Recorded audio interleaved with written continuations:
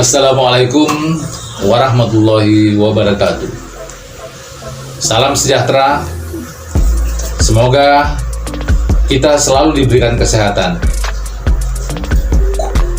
Selama masa pandemi, kita tetap harus mematuhi protokol kesehatan yang sudah ditetapkan oleh pemerintah.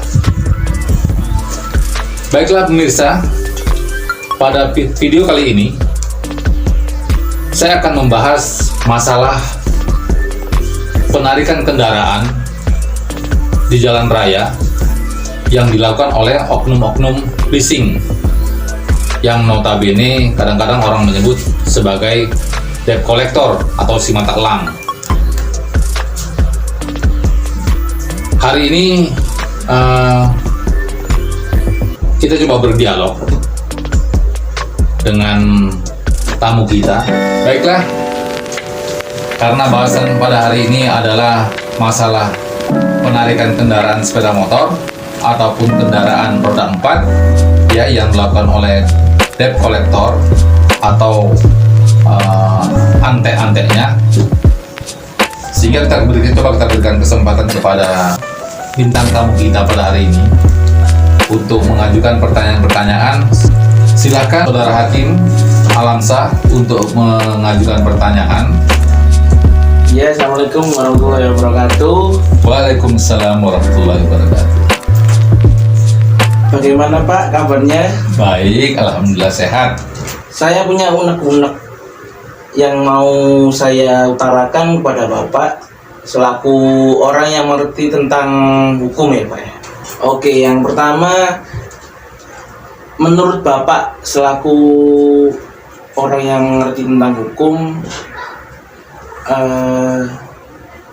sebenarnya boleh tidak sih penarikan secara paksa yang dilakukan oleh oknum-oknum dari leasing, yaitu debt collector maupun yang disebut mata elang itu, kepada pihak yang mempunyai kendaraan tersebut? Oke, terima kasih Mas Hakim. Saya akan coba menjelaskan bagaimana sih sebenarnya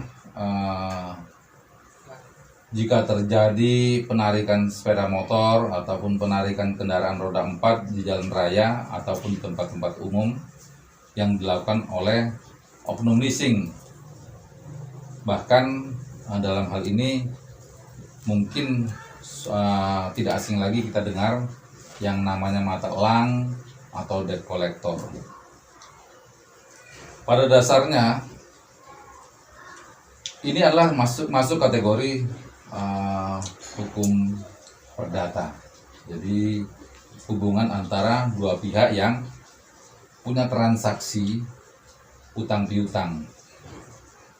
Jadi sama sekali tidak ada ranah pidananya. Jadi kalau sampai ada penarikan di luar, ya, di jalan raya oleh oknum-oknum tertentu, itu sebenarnya sesuatu yang dilarang. Kenapa? Karena itu sudah masuk dalam kategori perampasan. Nah, justru yang mereka lakukan inilah sudah masuk kategori pidana. Sedangkan permasalahan hutang piutang itu adalah ranah perdata, bukan ranah pidana. Tetapi manakala mereka melakukan penarikan secara paksa di jalan, ya, justru mereka melakukan tindak pidana perampasan, ya, kejahatan perampasan. Dan itu sangat dilarang karena bertentangan dengan undang-undang. Kitab Undang-Undang Hukum Pidana. Jadi sebenarnya untuk masalah leasing ini, ya, dalam kaitannya dengan penarikan sepeda motor atau penarikan kendaraan roda 4 di jalan raya itu sebenarnya tidak perlu harus dilakukan seperti itu, karena sebenarnya mereka udah tahu semua gitu ya, bahwa kalau harus melakukan penarikan atau penyitaan itu sebenarnya harus dilakukan dengan penetapan pengadilan. Jadi ada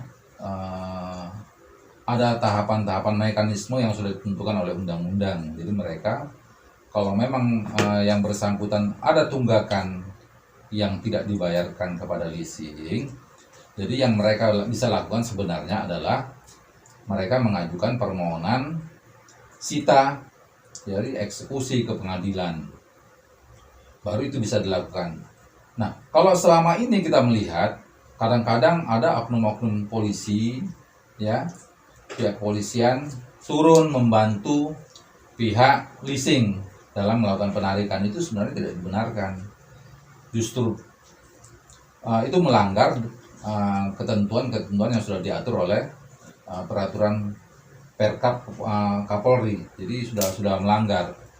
Jadi polisi sebenarnya tujuannya hanya sebagai tugasnya hanya mengamankan. Manakala mereka turun mendampingi pihak leasing untuk melakukan penarikan, sudah salah. Polisi ini kan pengaman. Jadi mereka justru kalau terjadi penarikan secara paksa itu mereka harus turun, ya, mengamankan agar tidak terjadi tindak pidana gitu. Nah, sehingga kalau kita mengatakan bahwa mereka ini punya hutang dan ada bukti yang ditunjukkan, ya kan, bukti hutangnya. Nah, tetapi ada mekanisme yang harus dilakukan, tidak ada suatu yang diperbolehkan mereka lakukan dengan cara menarik secara paksa. Itu sangat tidak dibenarkan oleh hukum. Apalagi dengan adanya putusan MK, ya, bahwa mereka tidak dibenarkan untuk melakukan penarikan secara paksa tersebut, ya kan. Mereka harus mengajukan. Jadi kalau misalnya pihak kreditur itu benar-benar dia mau menyita, melakukan eksekusi, jadi dia harus mengajukan permohonan ke pengadilan untuk melakukan sita terhadap barang jaminan, ya, karena sudah ada undang-undang yang mengatur tersendiri terkait dengan masalah hak tanggungan. Jadi barang jaminan itu yang namanya hak undang-undang fidusia. Berarti jika pihak leasing tersebut mengajukan ke pengadilan, berarti bisa melakukan penyitaan terhadap kendaraan tersebut. Jadi begini, mereka hanya punya kesempatan, ya, boleh mengajukan permohonan untuk melakukan sita, tetapi yang melakukan sita itu adalah petugas pengadilan, jurus sita. Jadi, dan itu nanti akan dikeluarkan penetapan pengadilan tentang sita tersebut, ya, apakah permohonannya dikabulkan atau tidak gitu. Jadi kalau misalnya permohonannya dikabulkan, nah jurus sita akan turun, ya, jurus sita sebagai petugas pengadilan akan turun ke lokasi untuk melakukan sita terhadap barang jaminan tersebut. Tidak bisa misalnya ini sudah ada putusan pengadilannya misalnya, ya, ini sudah ada penetapan pengadilan, terus kemudian pihak leasing atau developer mengajukan melakukan penarikan. Tidak bisa. Yang bisa melakukan penarikan itu atau sita itu adalah jurus sita dari pengadilan. Jadi tetap tidak dibenarkan mereka melakukan sendiri. Tetap yang melakukan adalah jurus sita dari pihak pengadilan. Jadi sebenarnya tadi saya sudah katakan bahwa utang piutang itu merupakan ranah perdata.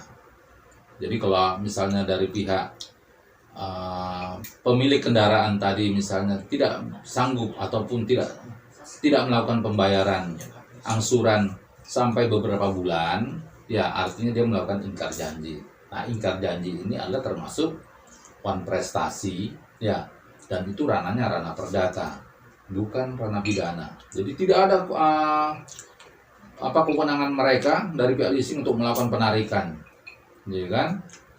Karena hutang dari pemilik kendaraan tersebut tidak ada. Nah, justru sebenarnya pemilik kendaraan ini dia sudah diikat oleh suatu aturan hukum bahwa selama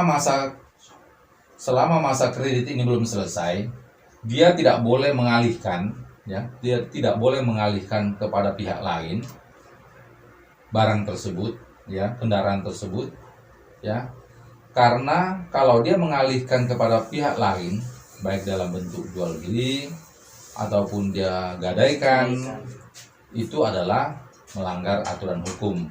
Jadi berarti dia sudah menggelapkan barang jaminan. Nah, apakah kalau gitu akan masuk ke tergolong ke tindak pidana? Ya, Apa nih? sudah pasti. Jadi kalau misalnya dia sampai menggadaikan barang jaminan tersebut, ya, barang Kepada pihak ketiga, misalnya ada pegadaian, ya, dia masukkan pegadaian barang tersebut atau sepeda motor tersebut atau mobil tersebut.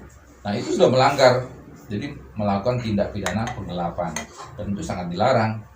Jadi justru pihak kreditur, ya, dalam hal ini pihak leasing, bisa melaporkan, ya, yang bersangkutan kepada pihak kepolisian. Jadi ada dugaan telah terjadi tindak pidana penggelapan. Itu baru bisa terjadi seperti itu. Tetapi tetap tidak ada suatu kewenangan bagi mereka untuk melakukan penarikan di jalan. Tetap tidak bisa.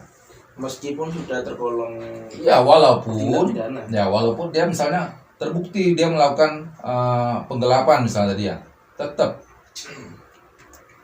kewenangan dia yang bersangkutan, si leasing ini hanya melaporkan kepada pihak yang berwajib. Pihak berwajib nantilah yang akan turun mengamankan barang tersebut, ya, diamankan. Ini kan barang bukti nih. Diamankan barang tersebut agar tidak dialihkan pada pihak lain.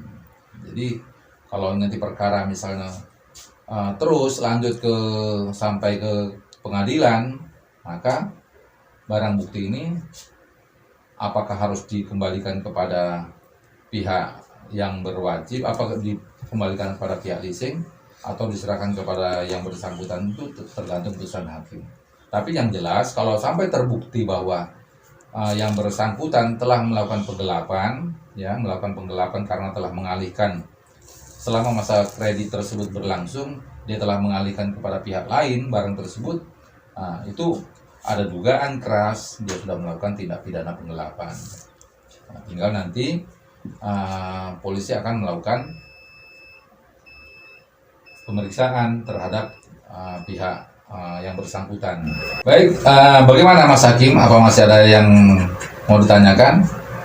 Saya kira sudah cukup sih pertanyaan dari saya, Pak. Oke, kalau begitu pemirsa, kita akan simpulkan dari bahasan kita kali ini yang terkait masalah penarikan kendaraan di jalan raya oleh pihak-pihak tertentu, yang dalam hal ini yang sering orang katakan debt collector atau si mata elang.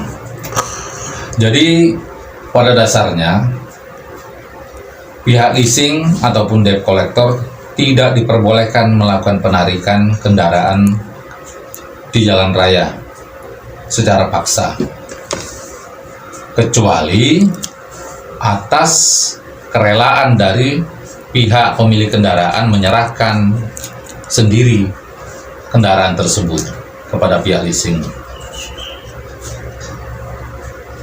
Tanpa itu tidak diperbolehkan, karena itu mereka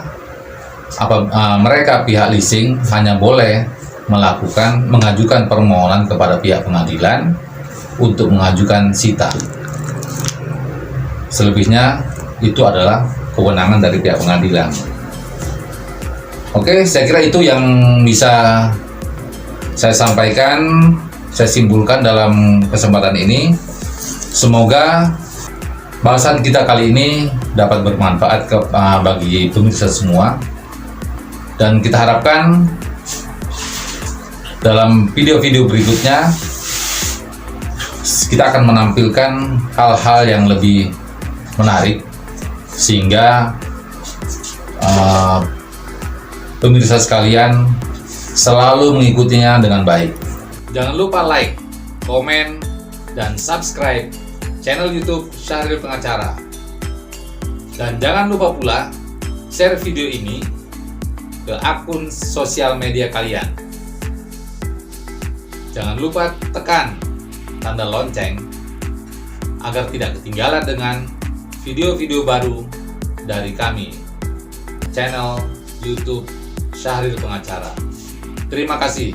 Salam pengacara.